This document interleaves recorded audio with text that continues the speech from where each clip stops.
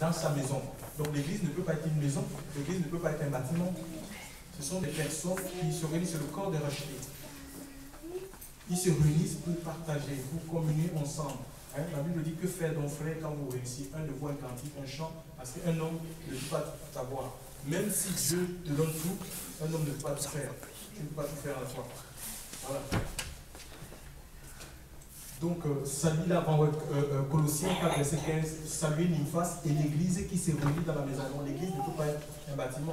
Le Seigneur lave son église. Après Éphésiens, chapitre Éphésiens 5, verset 23. Il dit il la lave par l'eau de la parole. Il ne lave pas un bâtiment. Hein? C'est nous, et c'est la parole de Dieu qui nous nettoie, qui nous lave, qui nous purifie, chers frères et sœurs. Alléluia. Pour que nous soyons semblables à lui, tel qu'il est, tel nous serons. Donc on doit se laisser transformer tous les jours. Alléluia. On se laisse transformer, on se laisse éduquer par le Seigneur chaque jour. Donc l'église se réalisait dans les maisons, c'est le modèle biblique apostolique, c'est celui-là que nous voulons. On peut raisonner comme on veut, mais ça ne peut pas changer Dieu. Si nous suivons le Seigneur, c'est lui qui donne le modèle, celui qui a donné le modèle du tabernacle à Moïse. Ce n'est pas Moïse qui a commencé à inventer ou il a dit non, mais je vais rajouter, je vais rallonger le tabernacle par rapport aux mesures qu'on lui avait données. Non, non, non. Il n'a rien modifié, il a fait comme Dieu lui avait donné, et nous voyons qu'il y a la gloire de Dieu qui est descendue lors de l'illustration. C'est la même chose. Si nous voulons voir la gloire de Dieu, la présence de Dieu, c'est la présence de Dieu qui chasse les maladies, chers frères et sœurs. C'est la présence de Dieu qui chasse et qui éloigne le diable, l'onction de Dieu qui éloigne Satan. Hein? C'est la présence de Dieu qui révèle même les ténèbres au milieu de nous, chers frères et sœurs. Eh bien oui, nous voulons que cette église glorieuse, l'église qui marche dans les signes, dans les miracles, il faut que nous retrouvions le modèle apostolique et prophétique. C'est dans la Bible. Paul, dans sa maison d'habitation, d'après Romains, acte 28, verset 30, c'était sa maison. Et les gens venaient à lui. Il n'avait pas ouvert, il n'avait pas acheté, je ne sais pas, un bâtiment. Parce que c'est la mode aujourd'hui. On demande, on fait des appels de fonds, on veut construire le temple, on veut construire le temple. On a oublié que nous sommes le temple du Saint-Esprit, c'est nous le nouveau temple. Alléluia. Ce qui était valable pour l'ancienne alliance ne l'est pas pour le Nouveau Testament. Hein, le voile du temple a été déchiré. Jésus a fait de nous non seulement un sacrificateur, mais il a fait de nous en même temps. Nous sommes le sacrifice et nous sommes le temple. Nous sommes le temple du Saint-Esprit à cause de notre union avec Christ. L'Esprit de Dieu vit en nous. C'est nous le temple. Et tous ensemble, nous formons aussi ce temple-là. Des pierres, nous sommes des pierres vivantes pour construire cet édifice spirituel. Donc les églises se réunissaient, il y avait des réunions publiques, et il y a aussi des réunions dans les maisons. Et l'église, elle est ambulante, elle se déplace. Nous voyons Acte 16, l'apôtre Paul aussi a l'habitude de se retrouver dans une rivière pour partager. Il n'y a pas un lieu où Dieu ne puisse se révéler, chers frères et sœurs. On peut aller dans un parc, on peut se retrouver dans un parc, on peut pas aller dans un endroit figé et dire que ça c'est l'église du Seigneur ici. On n'a pas construit les tours de Babel, alors que Dieu nous préserve. Donc ici, nous avons le 9, ça sera chez la sœur, elle n'est pas là ce matin. Donc il y a une réunion de prière et de partage de Bible à Avignon. À Avignon, l'adresse est 68 avenue Saint-Ruf. 68 avenue Saint-Ruf. Ce sera chez la sœur Chantal à 19h. Donc 68 avenue Saint-Ruf. Donc on va mettre l'information sur le net. Ce sera à 19h. Chez la sœur Chantal, son numéro c'est le 06 22 33 04 78 Avignon. Et samedi, donc ça c'est pour vendredi 9. Samedi 10, nous avons aussi une réunion de prière de partage biblique à Montpellier. Donc ça sera au 180, c'est chez la sœur Delphine, elle n'est pas aussi ce matin, elle travaille. C'est chez la sœur Delphine, ça sera au 180 boulevard des consuls de mer, 34 000 Montpellier. Son numéro c'est 06 66 29 76 46. Voilà, ça sera à 19h. Merci, voilà pour les informations. On va ouvrir la Bible maintenant. On va ouvrir la Bible.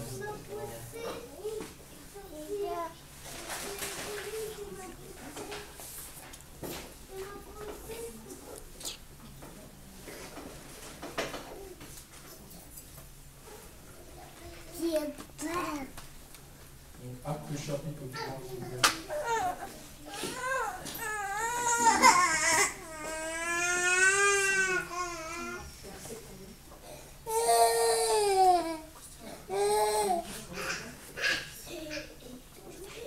Actes chapitre 3, à partir du premier verset. Acte 3, chapitre 1er. Et comme Pierre et Jean montaient ensemble au temple à l'heure de la prière, c'était la 9e heure.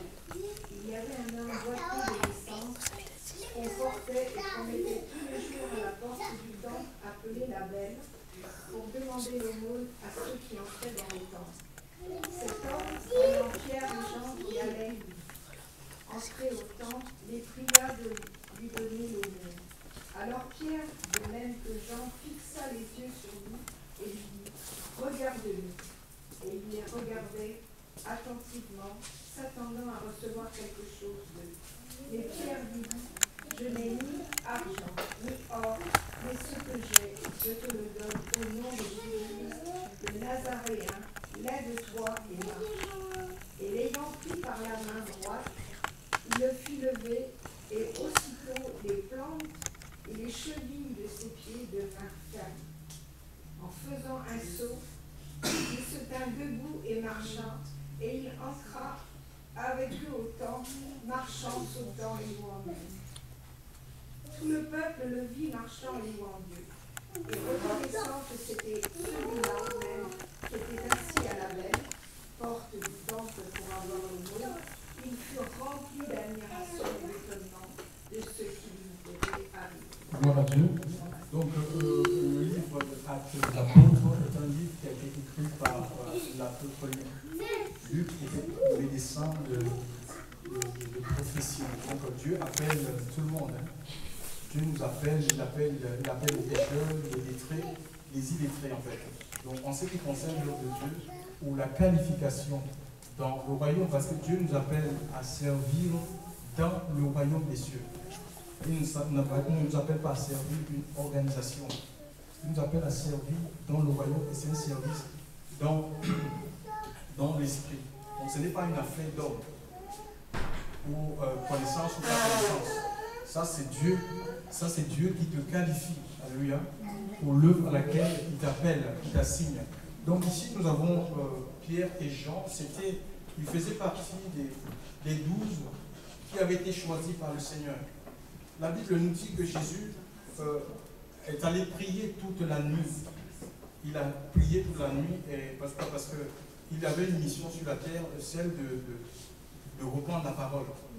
De reprendre la parole de Dieu, de permettre que le maximum soit sauvé. Parce qu'en fait, si on n'a pas la possibilité d'entendre le message de l'évangile, c'est difficile que la foi naisse. La Bible nous dit dans le livre de Romains, chapitre, je crois que c'est le chapitre 10, au verset 13, que comment croiront-ils en celui dont ils n'ont pas entendu parler? Comment croiront-ils? Quiconque invoquera le nom du Seigneur sera sauvé. Mais comment invoqueront-ils celui en qui ils n'ont pas cru? Donc on ne peut pas invoquer quelqu'un qu'on ne connaît pas. Et comment croiront-ils en celui dont ils n'ont pas entendu parler? Comment entendre parler s'il n'y a personne qui prêche? Vous voyez, c'était sa démarche. Il est allé sur la montagne et il a prié toute la nuit. Il voulait des personnes, il voulait que Dieu lui révèle des personnes avec qui il travaillait. Et quand il va recevoir toute la nuit, sous-entend 12 heures pour choisir 12 hommes. C'est-à-dire 1 heure pour avoir le nom de toutes ces personnes, d'un apôtre. Quand il a reçu ces noms, il est descendu de la montagne. Aujourd'hui, dans nos systèmes, dans nos milieux religieux évangéliques, c'est devenu une affaire de famille, c'est devenu une affaire d'amis. Hein, c'est un peu comme les visionnaires. Ceux que Dieu a mis à la tête de l'œuvre, ils fonctionnent un peu comme les gouvernements, les grands de ce monde, les présidents de ce monde.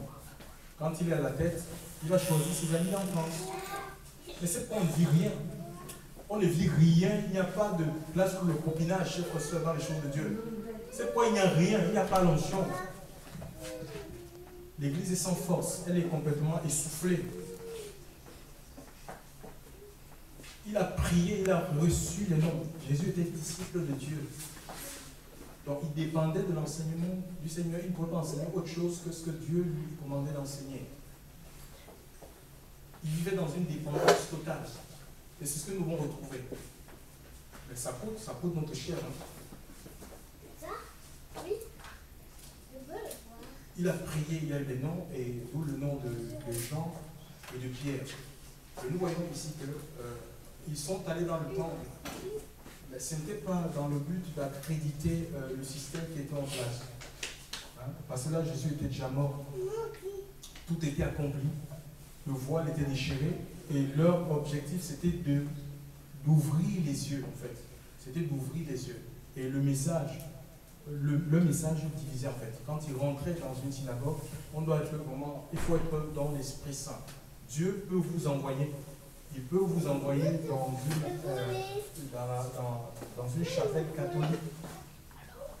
Ce n'est pas pour dire aux gens, oui, Marie, il faut le salut, c'est pas Marie. Non, il va te donner un message.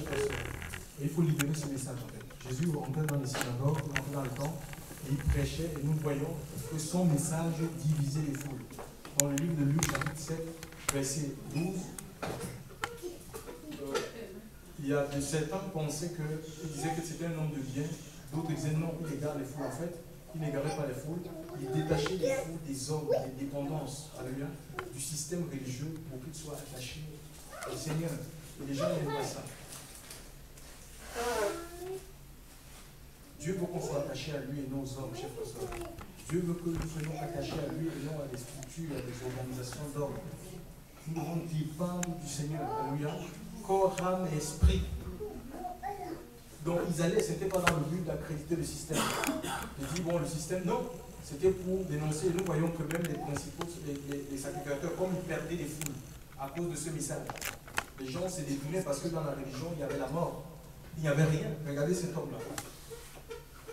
Bien avant peut-être que Pierre ne soit appelé à exercer comme apôtre, sûrement cet homme est resté dans il était dans cette porte la belle et il faisait la manche. Il faisait la manche et les gens venaient rentrer, même les sacrificateurs de l'époque, ils rentraient, ils le voyaient là et puis on lui donnait une pièce. Et c'était suffisant pour lui. Je ne crois pas que c'est ce que cet homme voulait. C'est son handicap qui l'a réduit à la mendicité. Il y a des gens comme ça qui sont dans des situations, ne mentent pas parce qu'ils veulent. Alléluia. Parce qu'il y a eu un accident, il y a quelque chose qui s'est produit dans leur vie. Et Pierre et Jean, ils sont allés. Et la Bible nous dit que cet homme s'attendait à recevoir parce qu'il avait l'habitude que quand les gens rentraient dans cet endroit, pour prier, on jette une pièce. Mais Pierre et Jean, qu'est-ce que Pierre et Jean lui diront? Que nous, regarde-nous, ni or ni argent, nous avons ce que nous avons, nous te le donnons. Alléluia. On ne peut donner que ce qu'on a.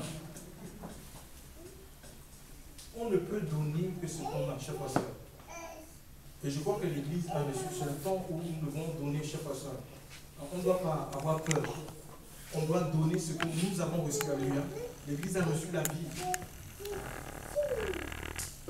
Nous avons reçu la vie. Nous avons reçu un nom. Alléluia.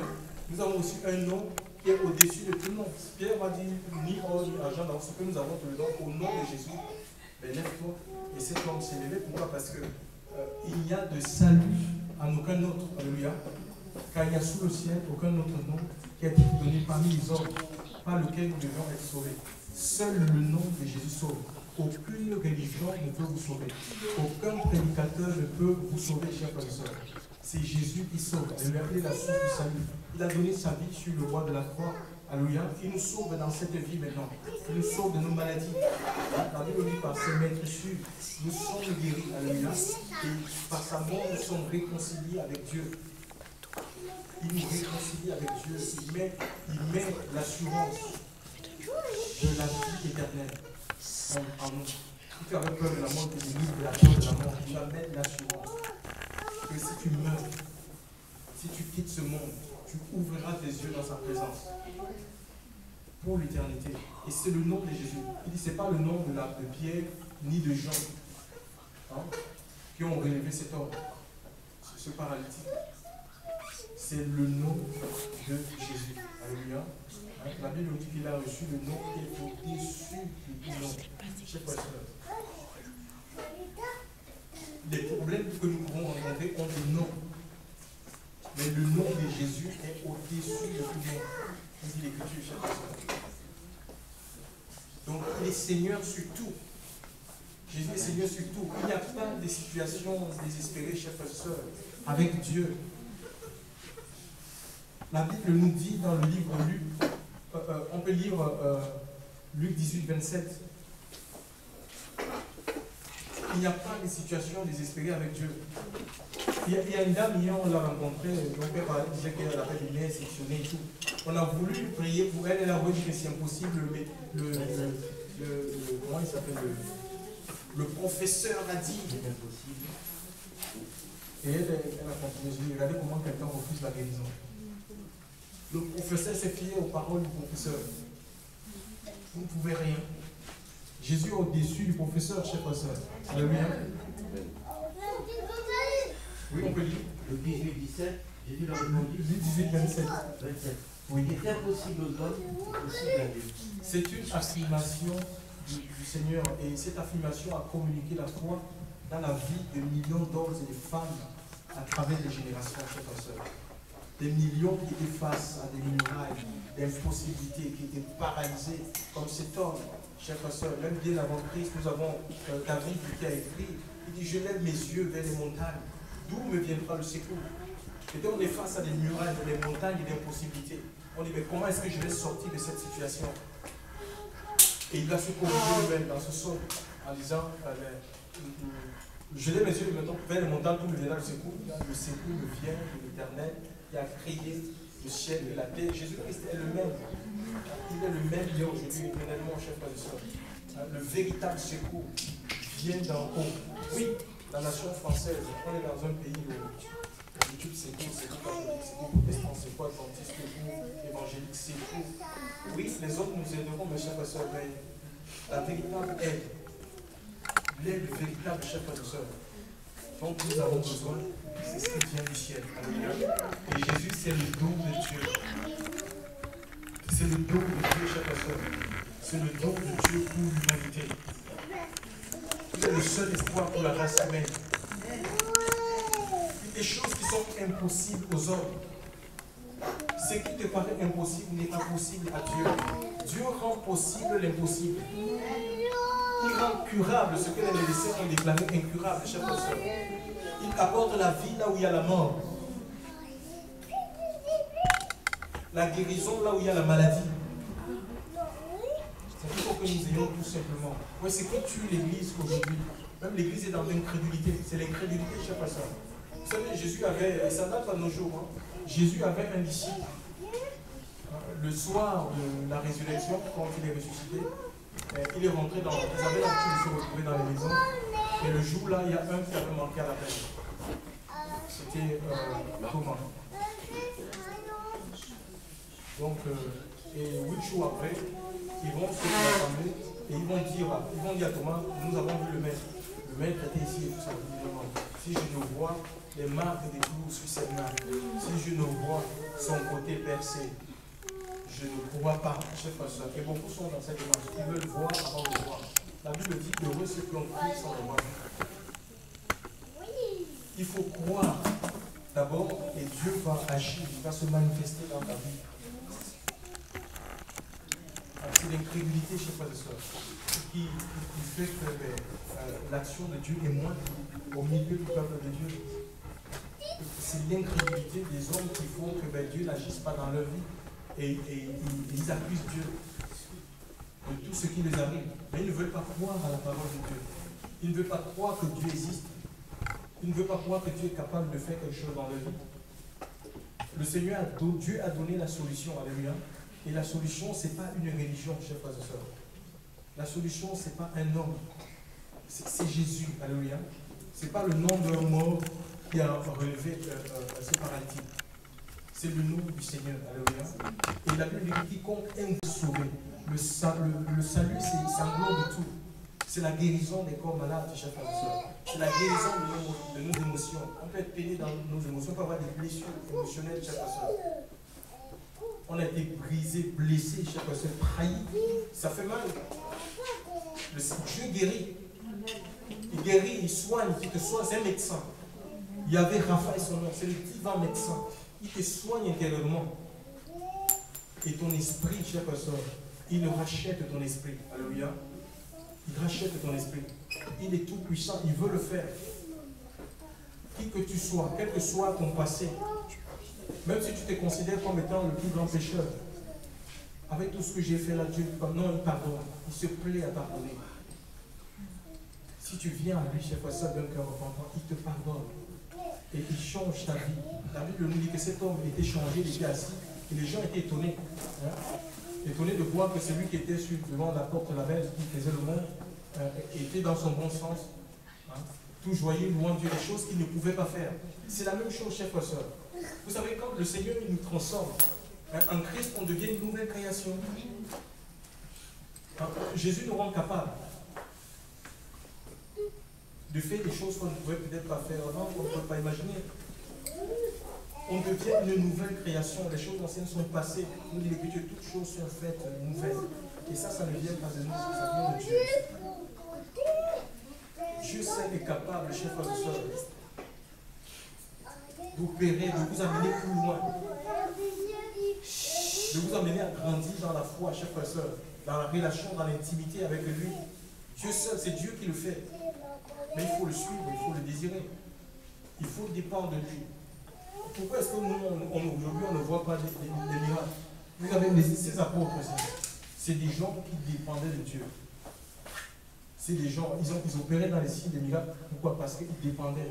Ils dépendaient de Dieu. Ce n'étaient pas des gens qui étaient liés aux églises locales par des contrats humains, CDI, CDD, pasteur en CDI, pasteur en CDD, pasteur en intérim. On a professionnalisé, on a fonctionnalisé l'œuvre de Dieu. On a plus aujourd'hui des fonctionnaires que des pasteurs. Mais ma Bible me dit que c'est des dons. Donc Dieu peut en faire une profession. C'est un don. Dieu a donné les inconnus. Ce sont des dons de Dieu pour l'édification du corps. On a fonctionnalisé l'œuvre de Dieu. Et les gens ils savent que bon, à la fin du mois, j'ai mon salaire et c'est tout. Dieu ne peut pas nous suivre. Pourquoi? Parce qu'il ne partage pas sa gloire. Dieu ne partage pas sa gloire avec les hommes, les amis.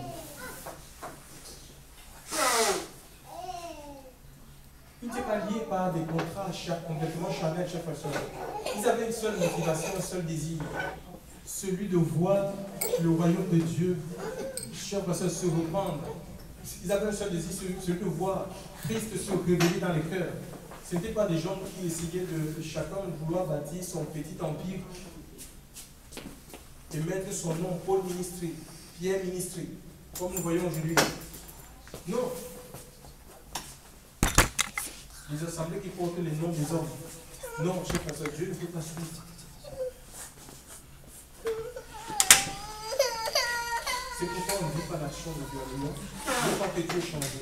Mais si les cœurs retournent véritablement au Seigneur, si les cœurs s'humilient, nous allons vivre les actes des apôtres. Dieu n'a pas changé. Où le Seigneur lui-même, il guérissait les gens, chers frères et sœurs. Où le Seigneur lui-même ajoutait dans l'Église ceux qui doivent être sauvés, ceux qui sont sauvés. On va arrêter de prendre rame trop. En fait, on utilise plus notre chair pour faire l'œuvre de Dieu. C'est l'œuvre du Seigneur. Nous devons rentrer dans les œuvres. Alléluia. Nous devons rentrer dans les œuvres. Les œuvres sont faites d'avance.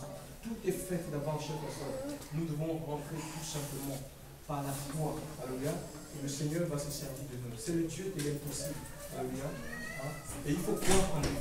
Si vous croyez ce que je suis, la Bible nous dit, le Seigneur dit, si vous ne croyez pas ce que je suis, vous mourrez dans vos péchés. Il faut croire en lui. Si on ne croit pas qu'il est, nous allons nous demander quelque chose. Chers frères, il est qui pour qu'on croit en lui. Jean 14, 6 nous présente comme étant le chemin. Le chemin, la vérité et la vie. C'est le seul chemin qui mène à Dieu. Il n'y a pas deux chemins qui mènent à Dieu. Marie ne vous emmènera jamais à Dieu. Il n'y a pas de co-rédemptrice. C'est le seul chemin qui nous mène à Dieu. Ce n'est pas le chemin de Bouddha, ni de Mohamed. C'est le seul chemin qui nous mène. C'est Jésus qui nous mène à Dieu. Il est la vérité, chers frères et sœurs. La vérité dans un monde de mensonges.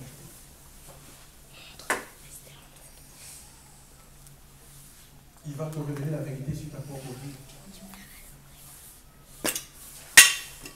Il te dira par son esprit ce que tu es. Pas pour te condamner, mais pour que tu changes, que tu reformes tes voies tout simplement. Parce qu'il est saint.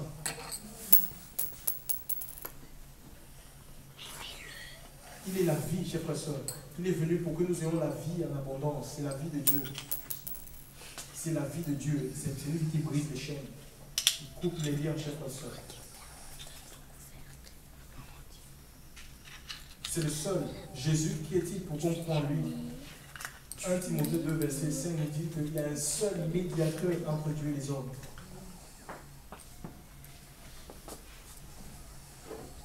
C'est lui qui a fait la médiation. Et il a donné sa vie. Alléluia. Il a donné sa vie, chers frères et sœurs. Il a payé la rançon à Dieu pour que nous soyons réconciliés avec le Père, chers frères et sœurs. Il est la source. Qui est-il pour qu'on croie en lui? Il est la source. Il est la source d'eau vive. Alléluia. Il dit celui qui croit en moi, dans Jean 7, les fleuves d'eau vive couleront de son sein. C'est une vie jaillissante, une vie débordante, une vie de paix, une vie de chez soi, le royaume des cieux. C'est la paix, c'est la joie, c'est la justice par le Saint-Esprit. Ce n'est pas une joie, une paix par l'alcool, la drogue, je ne sais pas, le cannabis, non. C'est l'esprit de Dieu, c'est la joie de Dieu en toi. Parce que le fruit de l'esprit, c'est la paix, c'est la joie. Et ça, c'est Dieu qui met cette joie en toi. Il faut que tu le rencontres. Il ne s'agit pas de rencontrer un homme, mais de le rencontrer lui. Il est esprit. On ne peut pas enfermer Dieu dans ce bâtiment. Même dans ta propre maison, Dieu peut se révéler à toi. Il se révèle au cœur, on ne l'apprend pas dans les facultés, dans les écoles. Il se révèle. Et il s'est révélé dans la personne de Jésus. Alléluia. Il s'est révélé dans la personne de Christ. Pour faire quoi? Pas pour nous voir malades, pour nous voir tourmentés par les mauvais esprits. Non, ce n'est pas de nous voir dans l'inquiétude, dans la peur du lendemain. Mais c'est pour que nous rentrions chez toi dans le repos de Dieu. Le repos véritable, c'est la paix spirituelle. De rentrer dans le repos, dans la paix, dans la consolation du Seigneur. Et ça commence ici. Vous n'aurez pas le repos quand vous allez quitter ce monde. Comme on nous apprend dans la religion, tu peux souffrir ici et quand tu iras dans le ciel, c'est là où tu seras reposé. Non. Dieu veut nous donner le repos maintenant. Il veut nous donner le repos aujourd'hui. Aujourd'hui, si tu entends sa voix, n'endurcis pas ton cœur. Donc, je ne veux pas faire l'appel. S'il y a des gens qui veulent s'engager véritablement dans les voies de Dieu, décidez-vous. Alléluia, il y a encore temps. Il y a encore temps. Décidez-vous tout simplement dans votre cœur.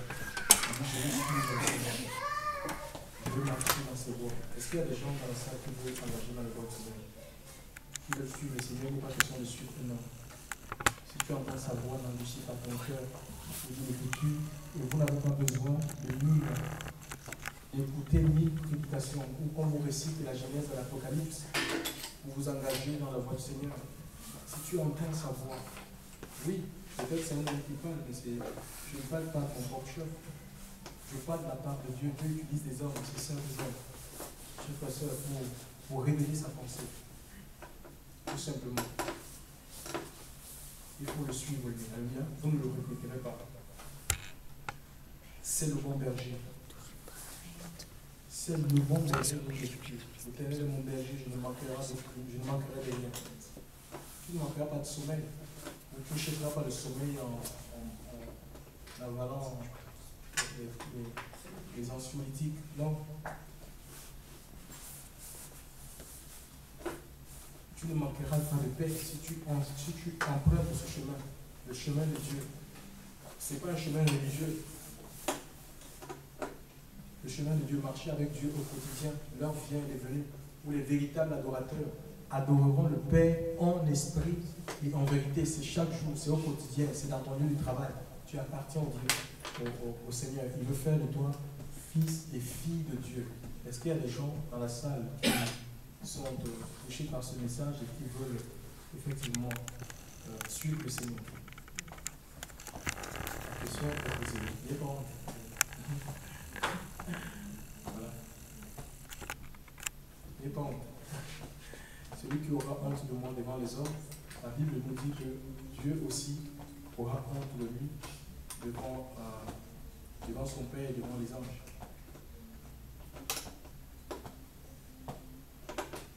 Se prononcer pour Dieu, c'est la plus belle chose qu'on puisse faire. Que le Seigneur nous bénisse et puis continue à se développer dans nos cœurs, dans nos vies, qui nous accompagne dans ses voies, qui nous donne la force de marcher vraiment, de marcher pour lui et de prendre position chaque jour pour lui. Alléluia. Gloire à Dieu. Merci Seigneur. Donc maintenant je vais appeler s'il y a des gens qui sont malades, qui aimeraient qu'on prie, qui ont besoin du toucher de Dieu. Mais ces personnes avancées, on va prier pour vous.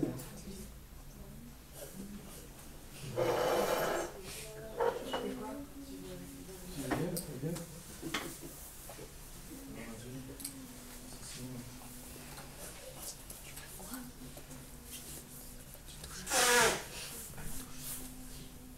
Jésus-Christ est Seigneur, il est sorti du visage de Jésus qui s'imprimait, mais comme en négatif devant moi. Mais le visage était un visage déterminé. Ce n'était pas un visage, si vous voulez... de compassion, comment? Oui, c'était vraiment un visage de Jésus, mais très engagé. Enfin, on sentait qu'il y avait quelque chose une détermination. Et c'était un moment où l'Église, il y avait cette pensée de se tenir sous l'esprit, en fait, sous les fontaines de l'esprit, de rester vraiment dans l'esprit, de rester vraiment connecté, et de recevoir en fait de l'esprit.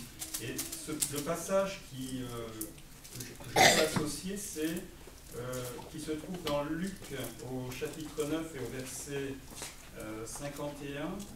Lorsque le temps approcha où Jésus devait être enlevé de ce monde, il décida de manière résolue de se rendre à Jérusalem. C'était ça le visage. C'était un visage vraiment résolu. La traduction Chouraki, c'est il durcit ses traces. Hein,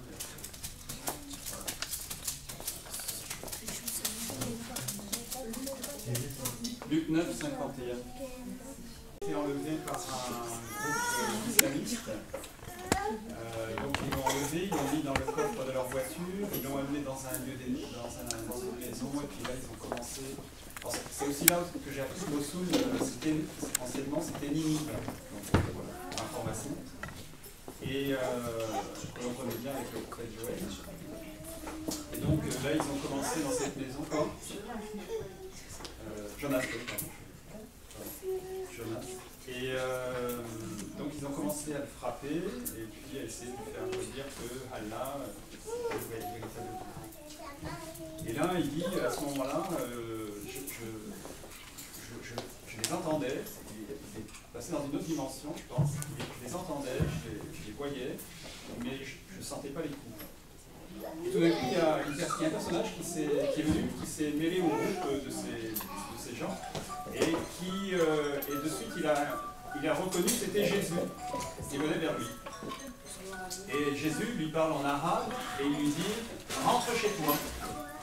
Et là, il écarquille les yeux, incrédule, il ne comprend pas, il dit « Il ne voit pas ». Et Jésus lui dit une deuxième fois « Lève-toi, rentre chez toi ». Et là, donc, il se lève. Il se dirige vers la porte, il prend la porte, il se retourne et il voit les gars en train de se battre entre eux. Il appelle un taxi qui le ramène chez lui et il se retrouve devant chez lui, il frappe à la porte de sa maison, sa femme lui ouvre et il dit ben voilà, j'ai été kidnappé. Et sa femme lui dit ben écoute, dans la nuit j'ai eu un songe et le Seigneur m'a dit que tu rentrais aujourd'hui. Amen. Guéri de toute peur qu'il pouvait avoir encore. Et ça, c'est extraordinaire. Gloire à Dieu.